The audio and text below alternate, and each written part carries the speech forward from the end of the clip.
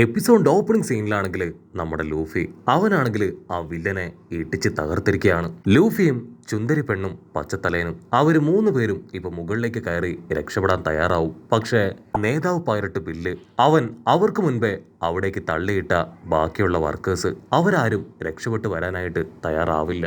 പച്ചത്തലയനാണെങ്കിൽ ആ കൺഫ്യൂഷൻ അവൻ അവരോട് ചോദിക്കും, എന്തു പറ്റി, എന്താ ഉണ്ടായേ, നിങ്ങളും ഞങ്ങളോടൊപ്പം വരുന്നില്ലേ?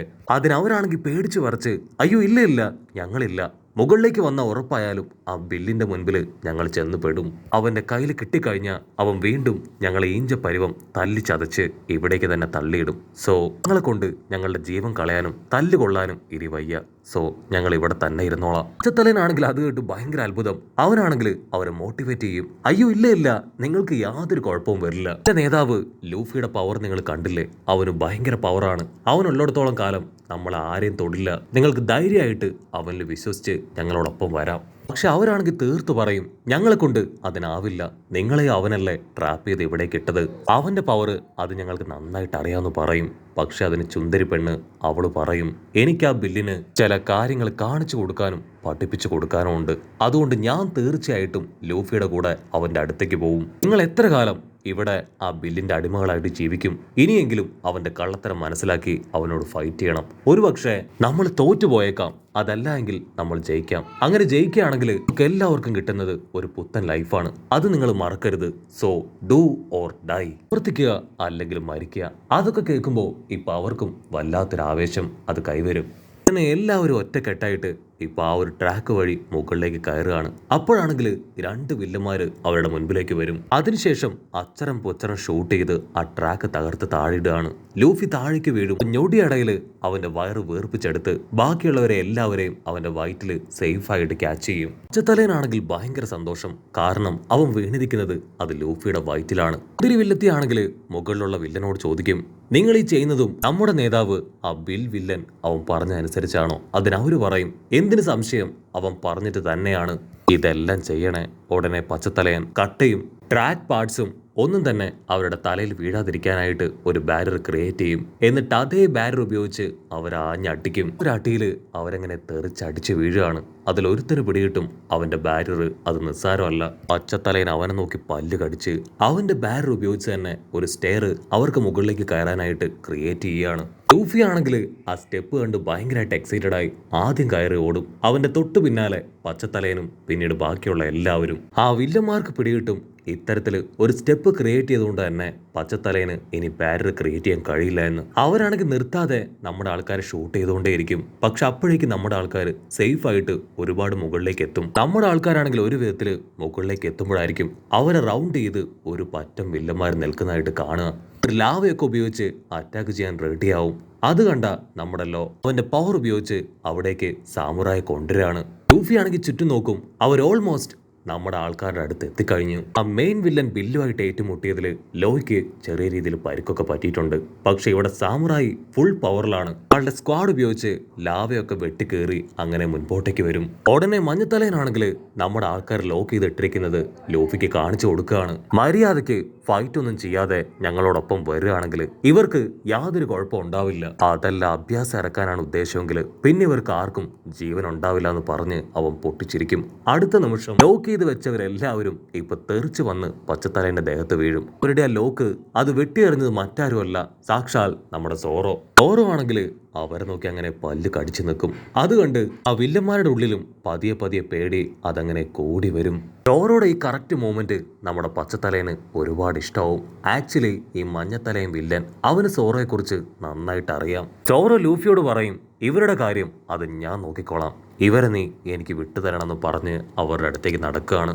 അതിന് മഞ്ഞത്തലയൻ അവൻ സോറോയോട് പറയും, എനിക്ക് നിന്നെ നന്നായിട്ട് അറിയാം, 320 മില്യൺ ബെറി ബൗണ്ടി നിനക്കില്ലേ? ഫസ്റ്റ് ടൈം നിന്നെ കപ്പലിൽ വെച്ച് കണ്ടപ്പോൾ തന്നെ നിന്നെ തല്ലിക്കൊല്ലണമെന്ന് ഞാൻ കരുതിയതാണ്. പക്ഷെ പിന്നീട് വിചാരിച്ചു നിന്നെ എൻ്റെ ബോസ് ബില്ലിന് ഒരു കാണിക്കായി കൊടുക്കണമെന്ന്. അതുകൊണ്ടാണ് അപ്പൊ ഞാൻ നിന്നെ വെറുതെ വിട്ടത്. നീ വെറും വേസ്റ്റ് ആണ്. 320 മില്യൺ ബെറിയൊക്കെ ഏതോ മണ്ടനാണ് നിന്റെ തലയ്ക്ക് പ്രഖ്യാപിച്ചതെന്ന് പറഞ്ഞ് അവനും അവന്റെ ഫ്രണ്ട്സും ഇപ്പോ അങ്ങനെ കുറെ നോക്കി കളിയാക്കി ചിരിച്ചുകൊണ്ടേയിരിക്കും. സോറോയ്ക്കാണെങ്കിൽ യാതൊരു ഭാവവ്യത്യാസവും ഇല്ല. അവൻ അവരുടെ അടുത്തേക്ക് നടന്നെടുക്കും. പച്ചത്തലയനാണെങ്കിൽ അതൊട്ടും സഹിക്കില്ല. അവനിപ്പോ ഒരുപാട് ദേഷ്യപ്പെട്ട് അവന്റെ അടിക്കാനായിട്ട് അങ്ങനെ മുൻപോട്ട് വരികയാണ്. അത് കണ്ട് ലൂഫി പച്ചത്തലയനെ തടയും. സോറോ അവൻ ഓൾറെഡി അവനെ ഫൈറ്റ് ചെയ്യാൻ തയ്യാറായി കഴിഞ്ഞു. ഇനി നീ അതിൽ ആവശ്യമില്ലാതെ ഇടപെടേണ്ട കാര്യമില്ല എന്ന് പറയും.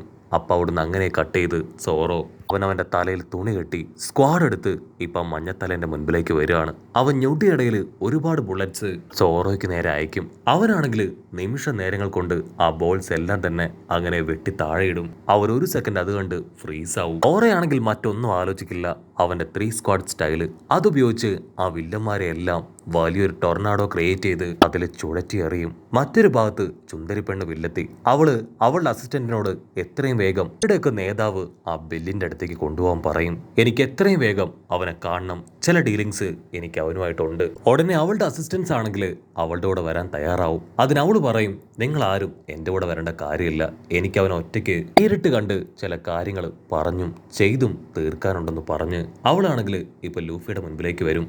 Thank you very much. സത്യത്തിൽ നീയാണ് എന്റെ കണ്ണ് തുറപ്പിച്ചത്. ഞാൻ നിന്നോട് വളരെ ബാഡായിട്ട് പെരുമാറി, എന്നോട് നീ ക്ഷമിക്കണം. അതിന് ലൂഫി ആണെങ്കിൽ കാഷ്വലായിട്ട് പറയും, അതിന് യാതൊരു കുഴപ്പമില്ല, നീ എനിക്ക് ചോക്ലേറ്റ് ഒക്കെ തന്നതല്ലേ, എനിക്ക് നിന്നോട് സ്നേഹം മാത്രമേ ഉള്ളൂ. പച്ചത്തലയനാണെങ്കിൽ നമ്മുടെ ആൾക്കാരോട് പറയും, നമുക്ക് എത്രയും വേഗം കപ്പലിലേക്ക് പോകണം, ഉസോപ്പ് ടീമും നമുക്ക് വേണ്ടി വെയിറ്റ് ചെയ്യണമെന്ന് പറഞ്ഞ് അവളോട് ടാറ്റാ ബൈബൈ ഒക്കെ പറഞ്ഞ് നടന്നു വരുമ്പോഴായിരിക്കും സാക്ഷാൽ ആ ബെൽ വില്ലൻ അവനിപ്പോ വലിയൊരു ബോംബ് അത് നമ്മുടെ ആൾക്കാർക്ക് നേരെ വലിച്ചെറിയാണ്. അവന് കിട്ടിയതിൽ വെച്ച് ഏറ്റവും വലിയ ലോട്ടറിയാണ് ഇപ്പൊ കിട്ടിയിരിക്കുന്നത്. ലൂഫിയും സോറയും അവരെ രണ്ടുപേരെയും പിടിച്ചു കൊടുക്കാൻ കഴിയുകയാണെങ്കിൽ അവന് കിട്ടാൻ പോകുന്നത് 800 മില്യണിന് മുകളിലാണ്. ലൈഫ് ലോങ് അവന് സെറ്റിൽ ആവാനുള്ള അത്രയും പണം. അവന്റെ ഫസ്റ്റ് പ്രയോറിറ്റി അത് മറ്റാരുമല്ല, സാക്ഷാൽ ലൂഫിയാണ്. നമ്മുടെ ആൾക്കാരും ഇപ്പൊ അവനെ നേരിടാൻ തയ്യാറായി കഴിഞ്ഞു. മറ്റൊരു ഭാഗത്ത് നമ്മുടെ കപ്പലിനെ അവരെയും ആ വില്ലന്മാര് അറ്റാക്ക് ചെയ്തുകൊണ്ടേയിരിക്കും. നമ്മുടെ ഉസോപ്പും ഫ്രാങ്കിയും റോബിനും അവരെ കൊണ്ട് കഴിയും പോലെ തിരികെ അവരെ അറ്റാക്ക് ചെയ്യും. ഇവിടെ ലോയ്ക്ക് മനസ്സിലാവും ലൂഫി തിരികെ എത്താൻ ഇത്രയും ലേറ്റ് ആവുന്നുണ്ടെങ്കിൽ അതോ ചില കാര്യമായിട്ടുള്ള പ്രശ്നങ്ങൾ അവിടെ നടക്കുന്നുണ്ട്. അതേസമയം ബെൽ വില്ലൻ അവൻ ആ ചുന്ദരി വില്ലത്തിയെ നോക്കി പറയും, എനിക്ക് തടസ്സമായിട്ട് വരുന്നത് ആരാണെങ്കിലും തീർച്ചയായിട്ടും ഞാൻ അവരെ തകർത്തില്ലാതാക്കും, അത് നീയാണെങ്കിലും ആരാണെങ്കിലും.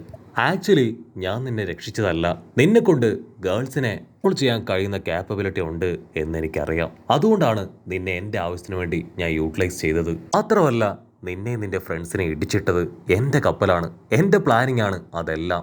നിന്നെ അറ്റാക്ക് ചെയ്തതും രക്ഷിച്ചതും അതെല്ലാം തന്നെ എൻ്റെ ആക്ടിങ് ആയിരുന്നു എന്ന് പറഞ്ഞ് അവൻ ചിരിക്കും. അത് കേട്ട് അവൾക്കാണെങ്കിൽ കൺട്രോൾ പോയി അവൾ കരയാണ്. ഇവിടെ ലൂഫിക്കാണെങ്കിൽ ഇതെല്ലാം കണ്ടും കേട്ടും അവന്റെ ക്ഷമ നശിക്കും. അവൻ ഫുൾ കലിപ്പില് ഇപ്പൊ അവനെ തന്നെ നോക്കി നിൽക്കുന്നതോട് കൂടെ ഈ ഒരു എപ്പിസോഡും അവസാനിക്കുന്നു.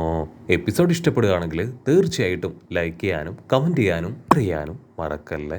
അടുത്തൊരു അടിപൊളി എപ്പിസോഡുമായിട്ട് കാണുന്നവരെ it's me with Mallu episode.